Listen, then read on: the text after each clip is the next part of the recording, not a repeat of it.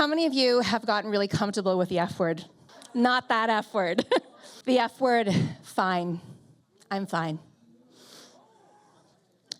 How many of you have put the smile on, told everybody that you were okay, just to avoid the conversation, to avoid the people looking at you in sympathy? But inside you're falling apart.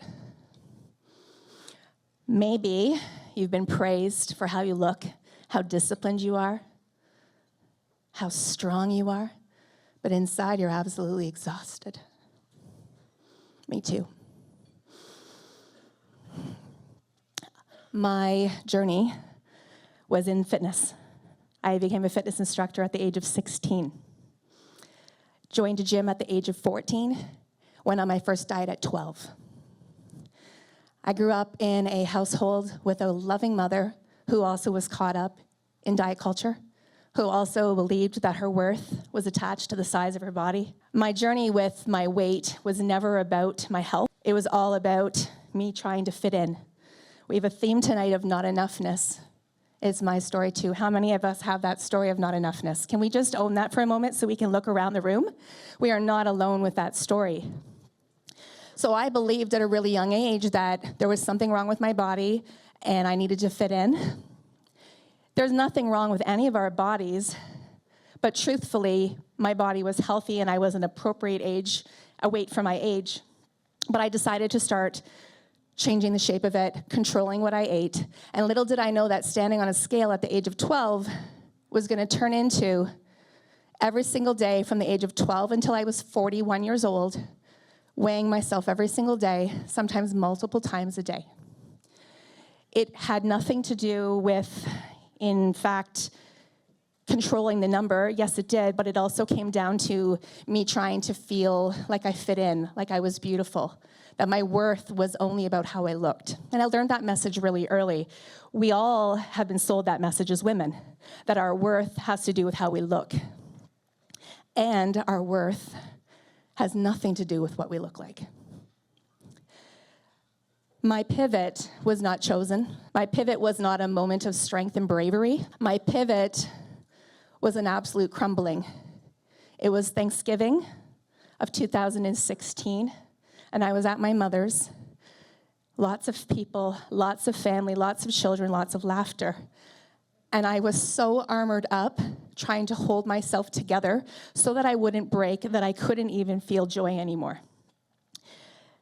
I know now, and I believe that I was needing strength from the man upstairs to get me out of the mess that I was in. My health had been suffering for a long time. I lived with chronic hives for 1.5 years. I had my marriage falling apart. I was dealing with chest pains, and I also was secretly wanting to leave the world because I didn't know how to get out of the mess that I had made. I had created this identity that I thought was going to be my future. I was named Instructor of the Year for the largest fitness club chain here in Canada. I had the body that everybody loved. I seemed to have it all together. I always say that I was the person that had all the balls in the air, and I'd say, give me another one so you can tell me that I'm good enough, and I'll hold that one up too. Until I couldn't anymore. The more responsibilities that I had, the more people wanted of me, the more I wanted people to need me, the more my stress took over. And on that Thanksgiving day, I crumbled. I fell into my husband's arms, and I just said, I can't do this anymore.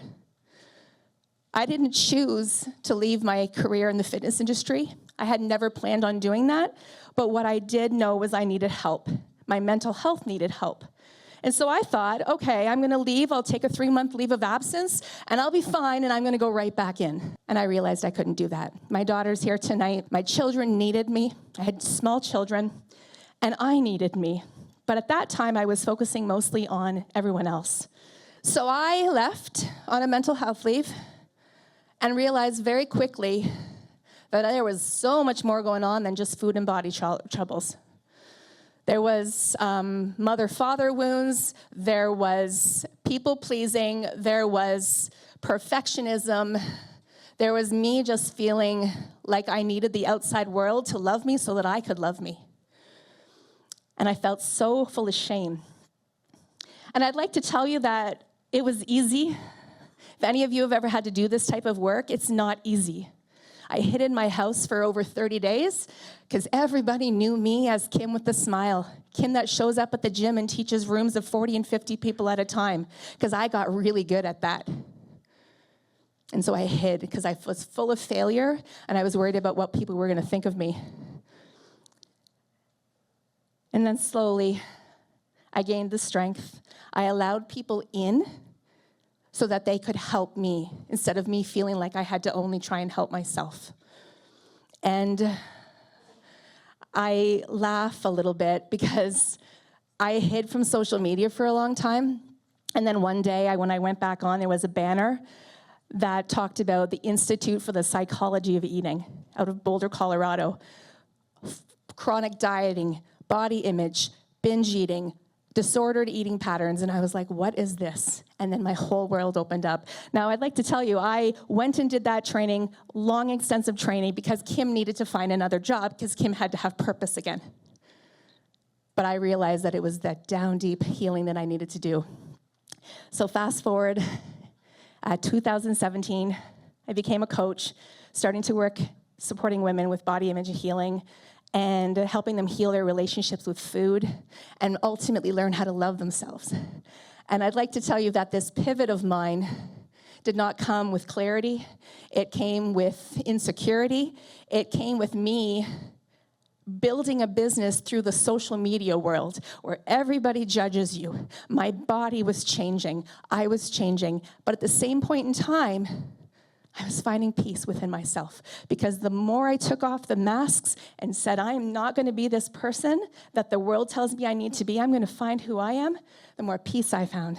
And you know what also started to happen? My energy expanded. My ability to love expanded. And that energy was magnetic. And so now, at this stage of my life, I am so much more open to possibility. I'm still up here, nervous, still hoping that I say the right thing. Am I going to be good enough?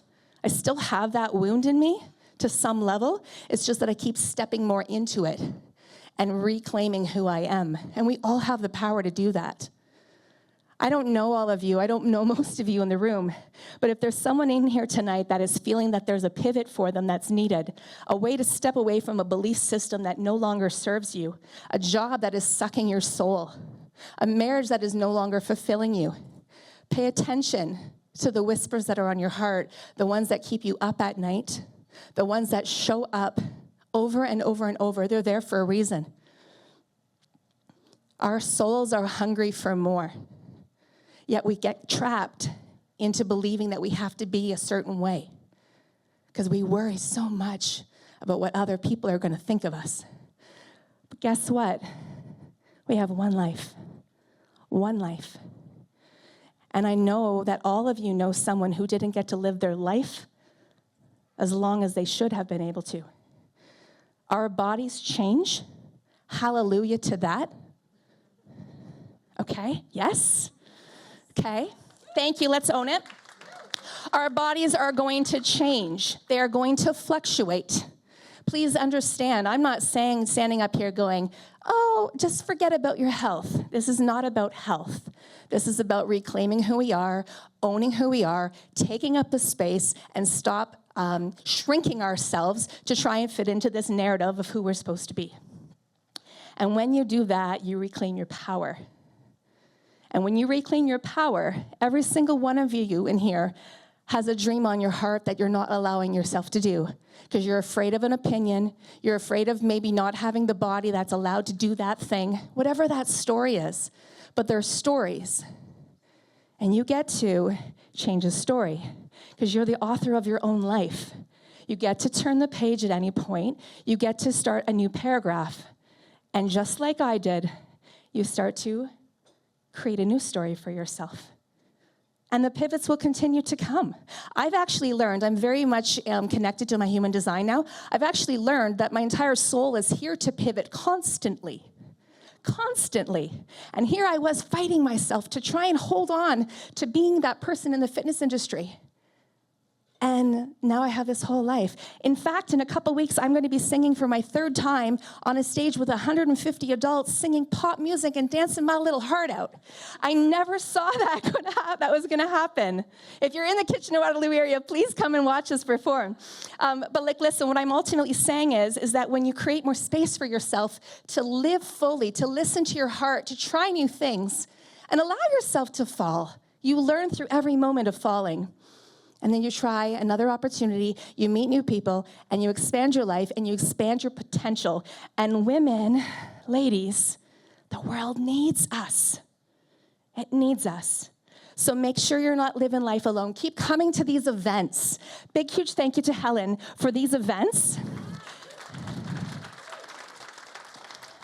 that bring us together to share our stories, to allow our stories to help another person, because we never know what we're holding on to.